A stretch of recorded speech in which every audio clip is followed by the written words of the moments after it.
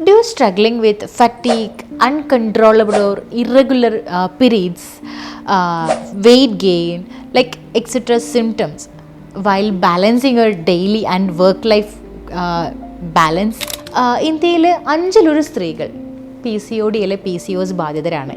എന്താണ് PCOD എന്ന് നോക്കാം.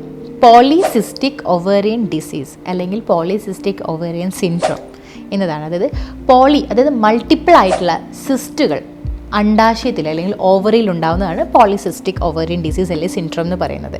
അതൊരു മൾട്ടിപ്പിൾ സിംറ്റംസ് അല്ലെങ്കിൽ ഒരു കൂട്ടം ലക്ഷണങ്ങളായിട്ടോ അല്ലെങ്കിൽ സിംഗിൾ 1-2 ലക്ഷണങ്ങളായിട്ടോ ഉണ്ടാവാം. അത് എന്തൊക്കെയാണ് അതിൻ്റെ ലക്ഷണങ്ങൾ എന്ന് പറയുകയാണെങ്കിൽ, ഇറഗുലർ അല്ലെങ്കിൽ അൺകൺട്രോളബിൾ ആയിട്ടുള്ള ബ്ലീഡിങ് ഉണ്ടാവുക, പീരീഡ്സ് സൈക്കിൾ ഇംപ്രോപ്പർ ആയിട്ടുള്ള സൈക്കിൾസ്.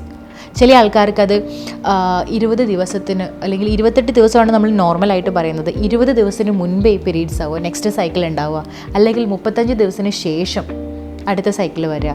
ഇതിൽ തന്നെ സ്കാൻഡി ആയിട്ട് വളരെ കുറഞ്ഞ ബ്ലഡ് ഫ്ലോ ഉണ്ടാവുക, അല്ലെങ്കിൽ വളരെ ഹെവി ക്ലോത്ത്സോട് കൂടിയിട്ടുള്ള ബ്ലഡ് ഫ്ലോ ഉണ്ടാവുക, വളരെ പെയിൻഫുൾ ആയിട്ടുള്ള സൈക്കിൾ മെൻസ്ട്രുവൽ ബ്ലീഡിങ് അല്ലെങ്കിൽ മെൻസ്ട്രുവൽ പീരീഡ് ഉണ്ടാവുക, ഒരു അൺകൺട്രോളബിൾ ആയിട്ടുള്ള വെയിറ്റ് ഗെയിൻ ഉണ്ടാവുക. എസ്പെഷ്യലി ചെസ്റ്റ് ഏരിയയിലേക്കായിരിക്കും ഈ വെയിറ്റ് ഗെയിൻ കൂടുതലായിട്ട് കാണുന്നത്. പിന്നെ ഉണ്ടാവുന്നത് ആക്നി, ഒരുപാട് പെട്ടെന്ന് ഒരുപാട് മുഖക്കുരുകൾ കാണുന്നതായിട്ട് കാണാറുണ്ട്.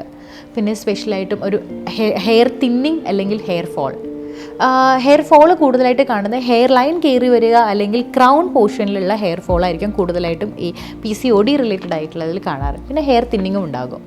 പിന്നെ ഉണ്ടാകുന്ന സിംറ്റമാണ് അക്കാന്തോസിസ് നൈഗ്രിക്കൻസ്, അഥവാ ഡാർക്ക് കഴുത്തിന് ചുറ്റും അല്ലെങ്കിൽ കണ്ണിന് മുഖത്തും ഒക്കെ ആയിട്ട് ഹൈപ്പർ പിഗ്മെൻറ്റേഷൻസ് ഉണ്ടാവുക, കുറച്ച് കറുത്ത നിറത്തിൽ ഹൈപ്പർ പിഗ്മെൻറ്റഡ് ആയിട്ടുള്ള സ്കിന്ന് കാണുക. ഇതൊക്കെയാണ് കൂടുതലായിട്ടും ഈ ഒരു PCOD റിലേറ്റഡ് ആയിട്ട്. പിന്നെ മുഖത്തും ബ്രസ്റ്റിലും രോമവളർച്ച കാണാറുണ്ട്. ഇതൊക്കെയാണ് യൂഷ്വലി കാണുന്ന PCOD റിലേറ്റഡ് ആയിട്ടുള്ള സിംറ്റംസ് ആയിട്ട് കാണുന്നത്. പ്രധാനമായ കാരണങ്ങൾ, PCODയുടെ പ്രധാനമായ കാരണങ്ങൾ എന്തൊക്കെയാണെന്ന് വെച്ച് കഴിഞ്ഞാൽ, സെഡൻറ്ററി ആയിട്ടുള്ള ലൈഫ് സ്റ്റൈൽ, ഇംപ്രോപ്പർ ആയിട്ടുള്ള ഡയറ്റ്, ഹൈ സ്ട്രെസ്ഫുൾ കണ്ടീഷനിലേക്ക് പോകുന്നത്, പിന്നെ ഇംപ്രോപ്പർ ആയിട്ടുള്ള ഹോർമോണൽ ഇംബാലൻസ്, ആൻഡ്രോജൻ ഹോർമോണിൻ്റെ ഈസ്ട്രജൻ പ്രൊജസ്ട്രോണിൻ്റെ ഒക്കെ ഇംബാലൻസ് കൊണ്ടുണ്ടാവുന്നുണ്ട്. പിന്നെ ഉണ്ടാവുന്നത് ഹൈ കാർബ് അല്ലെ ഹൈ സ്വീറ്റ് ആയിട്ടുള്ള ഫുഡ് ഐറ്റംസ് കഴിക്കുന്നത്, ഹൈ ഫാറ്റ് ആയിട്ടുള്ള അടങ്ങിയിട്ടുള്ള ഫുഡ് ഐറ്റംസ് കഴിക്കുന്നത്, ഈ ഒട്ടും എക്സസൈസ് ഇല്ലാതിരിക്കുന്ന ഒരു സ്റ്റേജ്, ഹെറിഡിറ്ററി അതായത് പാരമ്പര്യമായിട്ട് വരുന്ന കണ്ടീഷൻസ് ഉണ്ട്. പിന്നെ നമുക്ക് ഒരു അൺനോൺ ആയിട്ടുള്ള റീസൺസ് കൊണ്ടും നമുക്ക് PCOD ഉണ്ടാവുന്നുണ്ട്. ഈ PCODയുടെ അല്ലെങ്കിൽ PCOSൻ്റെ കോംപ്ലിക്കേഷൻസ് ആയിട്ട് നമ്മൾ പറയുന്നത് ഇൻഫെർട്ടിലിറ്റി. ഒന്നാമത്തെ കാര്യം, മിക്ക ആൾക്കാരും നമ്മുടെ ക്ലിനിക്കിലേക്ക് വരുന്നത് ഈ ഇൻഫെർട്ടിലിറ്റി റിലേറ്റഡ് ആയിട്ടുള്ള കേസിൽ ആദ്യമായിട്ടൊരു 6 month ഓഫ് അല്ലെങ്കിൽ കല്യാണം കഴിഞ്ഞിട്ട് 6 month ആയിട്ടും കൺസീവ് ചെയ്യുന്നില്ലെങ്കിൽ അവർ വന്ന് അപ്പോഴായിരിക്കും മിക്ക ആൾക്കാരും അറിയുന്നുണ്ടാവുക PCOD അല്ലെങ്കിൽ PCOS ഉണ്ടെന്നുള്ളത്. ബാക്കി അവരതിനെപ്പറ്റി ബോധേഡാവാറില്ല. എസ്പെഷ്യലി ഫീമെയിൽസ് അവരുടെ ഡേ ടു ഡേ ആക്ടിവിറ്റീസിന് അത് ഈ ഒരു PCOD റിലേറ്റഡ് ആയിട്ടുള്ള സിംറ്റംസ് കൊണ്ട് സ്ട്രഗിൾ ചെയ്യുന്ന സമയത്താണ് എപ്പോഴും ക്ലിനിക്കിൽ അല്ലെങ്കിൽ ഒരു ഫിസീഷ്യൻ എൻ്റെ അടുത്തൊരു ഹെൽപ്പിന് വേണ്ടി വരുന്നത്. അതുവരെ മാക്സിമം അവർ തന്നെ ഹോം റെമഡീസ് അല്ലെങ്കിൽ എങ്ങനെയെങ്കിലും സെൽഫ് കെയർ കുറച്ചും കൂടി അവരുടേതായിട്ടുള്ള അറിവിൽ സെൽഫ് കെയർ ഒക്കെ ചെയ്തിട്ടായിരിക്കും അത് മാനേജ് ചെയ്യുന്നുണ്ടാവുക. അല്ലെങ്കിൽ അത് അവർ ഇഗ്നോർ ചെയ്യുന്ന ആൾക്കാരും ഒരുപാട് കൂടുതലാണ് ഫീമെയിൽസിൽ ഈ PCOD മാനേജ്മെൻറ്റ്. അതുകൊണ്ട് തന്നെ അത് കോംപ്ലിക്കേറ്റഡ് ആവാനുള്ളത് കൂടുതലായിട്ട് കാണുന്നുണ്ട്. നമ്മളടുത്തേക്ക് വരുമ്പോൾ മിക്കവാറും അവർക്ക് ഹെവി അൺകൺട്രോളബിൾ ആയിട്ടുള്ള ബ്ലീഡിങ് ഉണ്ടാകും. ആൻഡ് എൻഡോമെട്രിയൽ തിക്നെസ് ഒക്കെ വളരെയധികം വ്യത്യാസം വന്നിട്ടുണ്ടാകും. ഭയങ്കര തിന്നായിട്ടുള്ള ആൾക്കാരും അല്ലെങ്കിൽ വളരെ തിക്കായിട്ടുള്ള എൻഡോമെട്രിയൽ തിക്നെസ് കൂടിയിരിക്കുന്ന കണ്ടീഷൻസ് കാണാറുണ്ട്. ഈ സിസ്റ്റിൻ്റെയാണ് മൾട്ടിപ്പിൾ സിസ്റ്റ്, ബൈലാറ്ററൽ PCOD ഉണ്ടായിട്ട് കാണാറുണ്ട് നമ്മളടുത്ത് വരുമ്പോഴേക്കും. പിന്നെ ഉണ്ടാകുന്ന ടൈപ്പ് 2 ഡയബറ്റീസ് മെലിറ്റസിലേക്ക് പോകുന്നതായിട്ട്, അല്ലെങ്കിൽ മെറ്റബോളിക് ഡിസീസസ് അതിനോട് അസോസിയേറ്റഡ് ആയിട്ട് വന്നിട്ട് കാണാറുണ്ട്. പിന്നെ ഈ പറഞ്ഞ പോലെ ഇൻഫെർട്ടിലിറ്റി ഓൾറെഡി മെൻഷൻ ചെയ്തു. പിന്നെ ഉണ്ടാവുന്നതാണ് ബാക്കി ക്രോണിക് ഡിപ്രഷൻ അല്ലെങ്കിൽ സ്ട്രെസ്ഫുൾ ആയിട്ടുള്ള ഇഷ്യൂസ് കൂടുതലായിട്ട് വരുന്നുണ്ട്. പിന്നെ ബയോളജിക്കൽ ക്ലോക്കിലുള്ള ബുദ്ധിമുട്ടുകൾ കാരണം ടോട്ടലി ഒരു ഫറ്റീഗ്, ഒരു മലൈസ് എന്നുള്ള രീതിയിൽ ഒരു ഇഷ്യൂസ് ഫീൽ വരുന്ന ആൾക്കാരുണ്ട്. ഹോർമോണൽ ഇംബാലൻസ്, ടോട്ടലി ഒരു ഹോർമോണൽ ഇംബാലൻസ് കൊണ്ട് ഇൻസുലിൻ റെസിസ്റ്റൻസ് ഉണ്ടായിട്ട് അതിൻ്റെ ബുദ്ധിമുട്ടുകളായിട്ട് വരുന്ന ആൾക്കാരുണ്ട്. അപ്പോൾ ഇതൊക്കെ കുറച്ചും കൂടി നേരത്തെ നമ്മളൊന്ന് അവെയർ ആയിട്ടിരിക്കുന്ന, കുറച്ചും കൂടി ഇതിനെ ഹെൽപ്പ് ചെയ്യുന്നതായിട്ട് എനിക്ക് സജസ്റ്റ് ചെയ്യാൻ പറ്റും. അപ്പോൾ എപ്പോഴും നമ്മുടെ പീരീഡ്സ് ഇറഗുലറായിട്ട് ഒരു കോൺസിക്യൂട്ടീവായിട്ട് 1-2 മാസം നമ്മളെ പീരീഡ്സ് ഇറഗുലാരിറ്റി കാണുകയാണെങ്കിൽ പെട്ടെന്ന് തന്നെ ഒന്ന് ചെക്ക് ചെയ്യുക, അല്ലെങ്കിൽ ഒന്ന് ഒബ്സർവ് ചെയ്തിട്ട് അതിൻ്റെ പാറ്റേൺ വ്യത്യാസം വരുന്നുണ്ടെങ്കിൽ ഒരു കൺസൾട്ടേഷൻ എടുക്കുക, അതിനെ ചെക്ക് ചെയ്യുക, അതിനെ ഒന്ന് കെയർ ചെയ്യുന്നത് കുറച്ചും കൂടി നല്ലതായിരിക്കും. അല്ലെങ്കിൽ എപ്പോഴും നമ്മളൊരു ഇൻഫെർട്ടിലിറ്റി മാനേജ്മെൻറ്റിലേക്കാണ് നമുക്ക് കുറച്ചും കൂടി അതിൻ്റെ ഒരു ബുദ്ധിമുട്ടുകളായിട്ട് നമ്മൾ ഫേസ് ചെയ്യുന്നത്. കാരണം ഒരു ട്രീറ്റ്മെൻറ്റ് വരുമ്പോൾ അത് കുറച്ചും കൂടി ഒരു ടൈം ടേക്കിംഗ് ആയിരിക്കും. ആദ്യം നമ്മൾ PCOD അഡ്രസ്സ് ചെയ്യണം, അത് കഴിഞ്ഞിട്ടാണ് നമ്മൾ അടുത്ത ഇൻഫെർട്ടിലിറ്റി അല്ലെങ്കിൽ അതിനെ സപ്പോർട്ടീവ് ആയിട്ടുള്ള മെഡിസിൻസ് നമുക്ക് കൊടുക്കാൻ പറ്റുള്ളൂ. അടുത്തായിട്ട് PCOD എങ്ങനെ മാനേജ് ചെയ്യാം എന്നുള്ളത്. PCOD ഒരു ഡയറ്റ് ആൻഡ് ലൈഫ് സ്റ്റൈലിലേക്കൂടെ നമുക്കൊരു പരിധി വരെ അത് മാറ്റാൻ പറ്റും.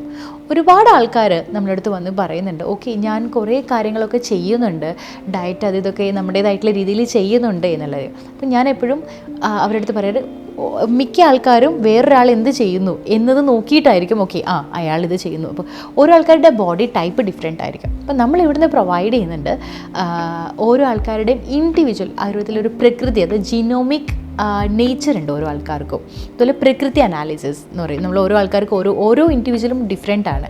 ഓരോ ആൾക്കാരുടെ പ്രകൃതി വെച്ചിട്ട് അവരുടെ ഇത്രയും നാളും യൂസ്ഡ് ടു ആയാലും അവർക്ക് ശീലമായിരിക്കുന്ന കുറച്ച് ടൈപ്പ് ഓഫ് ഫുഡ് ഉണ്ട്.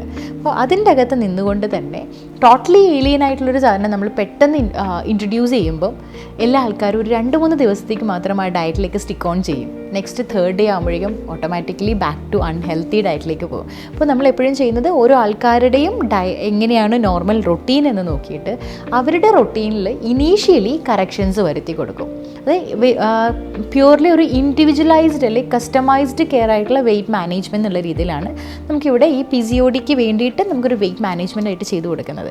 അപ്പോൾ അതിൻ്റെ അകത്ത് കൂടുതലായിട്ട് ചെയ്യുന്ന ഓരോ ആൾക്കാരുടെയും അവരുടെ എങ്ങനെയാണോ ഡയറ്റ് റൊട്ടീൻ. കാരണം ഫോർ എക്സാമ്പിൾ ഇപ്പം നൈറ്റ് ഡ്യൂട്ടി ചെയ്യുന്ന ഒരാളുടെ അടുത്ത് നമ്മൾ കൃത്യമായിട്ടൊരു 8 o'clock ഉറങ്ങണം അല്ലെങ്കിൽ 10 o'clock മുൻപ് ഉറങ്ങണം എന്ന് പറഞ്ഞു കഴിഞ്ഞാൽ അവർക്ക് ഒരിക്കലും പോസിബിൾ ആവില്ല. അപ്പോൾ അതുകൊണ്ട് അവരുടെ എങ്ങനെയാണോ ലൈഫ് സ്റ്റൈൽ അതിൽ നമുക്ക് എന്തൊക്കെ തരത്തിൽ മാറ്റങ്ങൾ വരുത്താം എന്നാണ് നമ്മൾ നോക്കേണ്ടത്. ഒരു ജനറലൈസ്ഡ് ആയിട്ടുള്ള ഒരു ഡയറ്റ് പ്ലാനിനേക്കാളും ഓരോ ആൾക്കാർക്കും ഇൻഡിവിജ്വലൈസ്ഡ് ആയിട്ടുള്ള ഡയറ്റ് പ്ലാനിലേക്ക് പോകുന്നതായിരിക്കും ഏറ്റവും നല്ലത്. അപ്പം നമുക്ക് ഇൻറ്റേർണലി സപ്ലിമെൻറ്റ്സ്, ഇൻറ്റേർണലി ഈ ഒരു സിസ്റ്റിനെ നമുക്ക് റെഡ്യൂസ് ചെയ്യാൻ, അതിൻ്റെ സൈസ് റെഡ്യൂസ് ചെയ്യാൻ എന്നുള്ള രീതിയിൽ അതിൻ്റെ കൂടെ സിംറ്റമാറ്റിക് ആയിട്ട് അസോസിയേറ്റ് ആയിട്ടുള്ള ഒരുപാട് ഇഷ്യൂസ് ഉണ്ടാകും.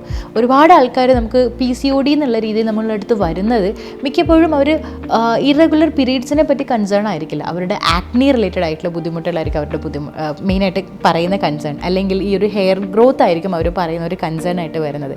അല്ലെങ്കിൽ ഹൈപ്പർ പിഗ്മെൻറ്റേഷനായിട്ട് കംപ്ലയിൻ്റ് ആയിട്ട് വന്ന് PCOD ആണെന്ന് ഡയഗ്നോസ് ചെയ്ത ഒരുപാട് പേഷ്യൻസ് ഇവിടെ ഉണ്ടായിട്ടുണ്ട്. അപ്പോൾ അതൊക്കെ നമുക്കെന്ന് വെച്ച് കഴിഞ്ഞാൽ സിംറ്റമാറ്റിക് ആയിട്ട് നമ്മൾ സപ്പോർട്ട് കൊടുക്കണം. ആൻഡ് അണ്ടർലൈങ് ആയിട്ടുള്ള ഈ ഫാക്ടറിനെ നമ്മൾ അഡ്രസ്സ് ചെയ്ത് കഴിഞ്ഞാൽ മാത്രമേ നമുക്ക് പ്യുവർ അല്ലെങ്കിൽ ഒരു കംപ്ലീറ്റ് ഒരു ക്യൂർ എന്നുള്ള രീതിയിലേക്ക് അല്ലെങ്കിൽ മാനേജ്മെൻറ്റ് എന്നുള്ള രീതിയിലേക്ക് വരാൻ പറ്റുള്ളൂ.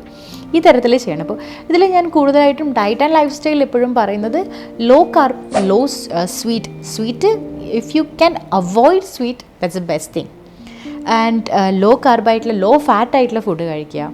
എക്സസൈസ് മസ്റ്റായിട്ടും ചെയ്യേണ്ടതാണ്. കാരണം നമ്മൾ ഈ ഹോർമോണൽ ഇംബാലൻസ് വരുന്നതിൽ ഇത് ഹോർമോണോജെനിസിസ് എസ്പെഷ്യലി ഈ ഒരു സെക്സ് ഹോർമോൺസ് എന്ന് പറയുന്ന ഒരു സ്റ്റിറോയിഡോജെനിസിസ് എന്ന് പറയും. ഇറ്റ്സ് എ കൈൻഡ് ഓഫ് ഒരു കൊളസ്ട്രോൾ എന്നാണ് നമ്മൾ ഈ ഹോർമോൺസ് ഉണ്ടാവുന്നത്. അപ്പോൾ കൊളസ്ട്രോളിനെ ബേൺ ചെയ്യാൻ എക്സസൈസ് വളരെയധികം ഹെൽപ്പ് ചെയ്യും. അപ്പോൾ അതുപോലെ ഹൈഡ്രേഷൻ നന്നായിട്ട് കൊടുക്കുക, വാട്ടർ ഇൻടേക്ക്.